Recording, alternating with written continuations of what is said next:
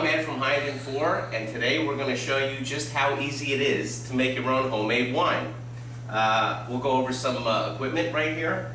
You're going to need a pitcher, you want a towel, you're going to need a screwdriver, a pair of pliers, you're going to need a 4-liter bottle. We need a stopper for that, an airlock, a funnel, and an airlock for our demijohn. And also we're going to need some, this is a sodium metabolsulfite. We use this for sterilizing our equipment.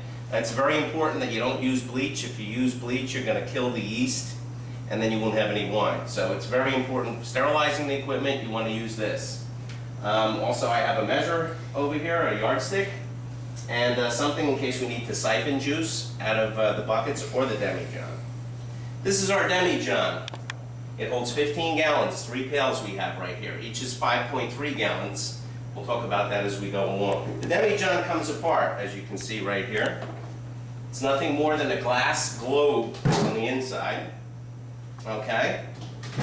And what we want to do is we want to sterilize this before we start adding our juice to it. And how we do that is we take, I use about 2 cups of sodium metabolsulfite, and what we do is we pour that into the demijohn, just like that. And we take this globe out, and as you can see, it's in there, and you just want to slosh that all around in there. That'll kill any airborne yeast, pollen, any type of bacteria. That's what ruins your wine. So we slosh that around, just like that.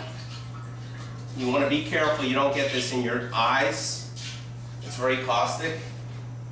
And what's good about it too is actually there's a gallon right here.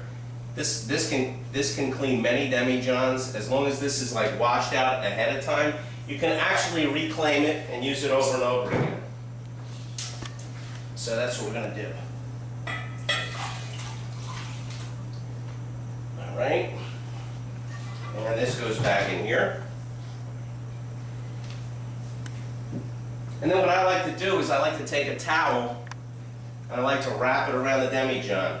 Because if any of it leaks down and it gets into this basket, next year it smells pretty bad. So we're just going to cover that up, just like that, in case we have any spillage. Then we take a funnel right here. Our funnel goes in here. This has all been washed and sterilized with the metal bisulfite. Now, to open these up, these are really full. They do have a pressure relief valve on them because that wine wants to start fermenting right away. It'll build up pressure in there and it'll blow past your pressure relief right here. So what you want to do, simply take a screwdriver, you pop that off. We're going to do 2 buckets first. Take your pliers, you put it on there, and that'll come right off for you. It's supposed to anyway. There we go. That's one. And this is 2.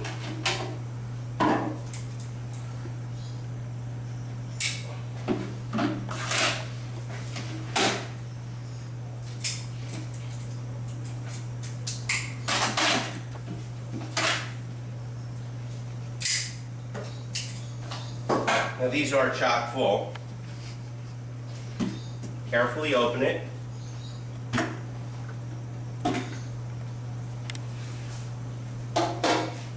And you can see that's cooking already. That yeast is going to work.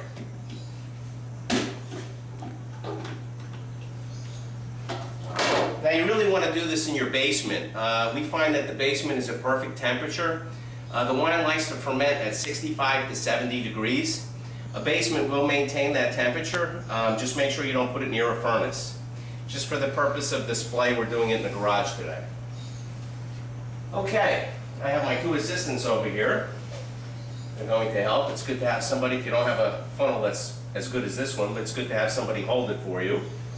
And what I like to do is, because they're so full, you run them down halfway, and you use a clean pitcher,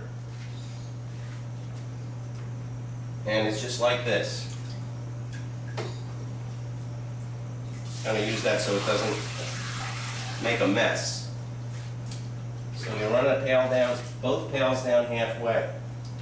Now what's very important here is there's sediment in the bottom of each pail.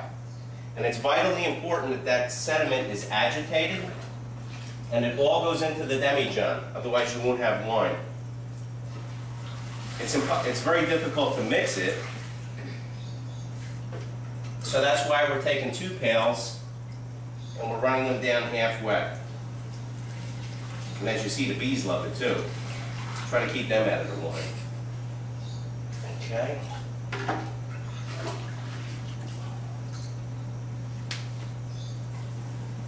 All right, I really want to do it.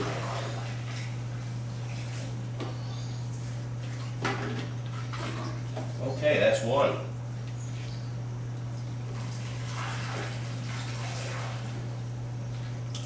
Okay.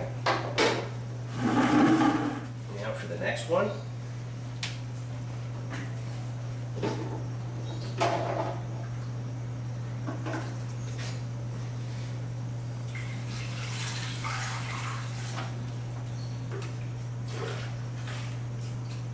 Some folks just like to siphon them right down into the demijohn.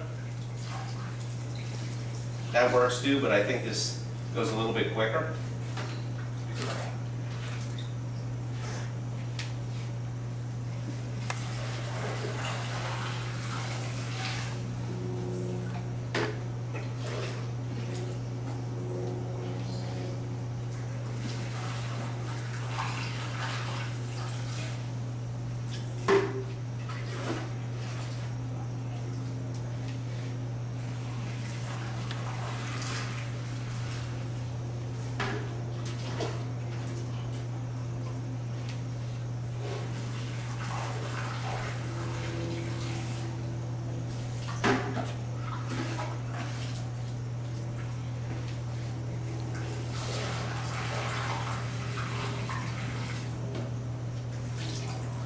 Okay, now, we have the 2 buckets. We ran down halfway.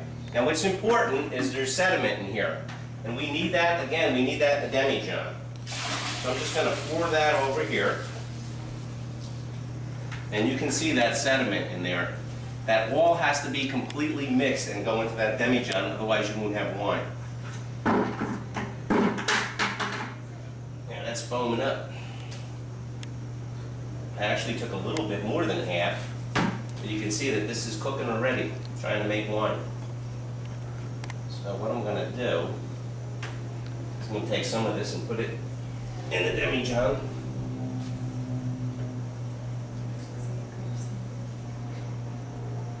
Okay.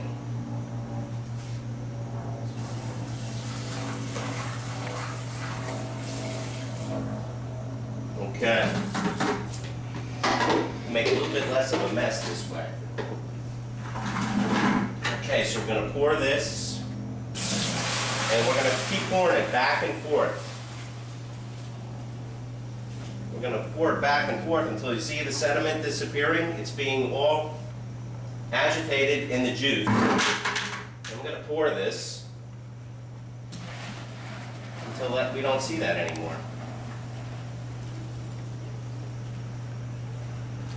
See? It's just about completely mixed. We'll do it one more time just to make sure.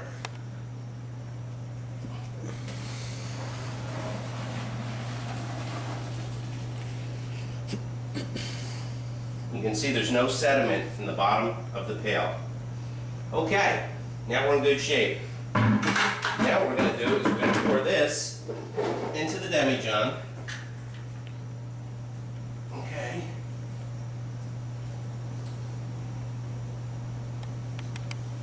You can see how it's foaming already.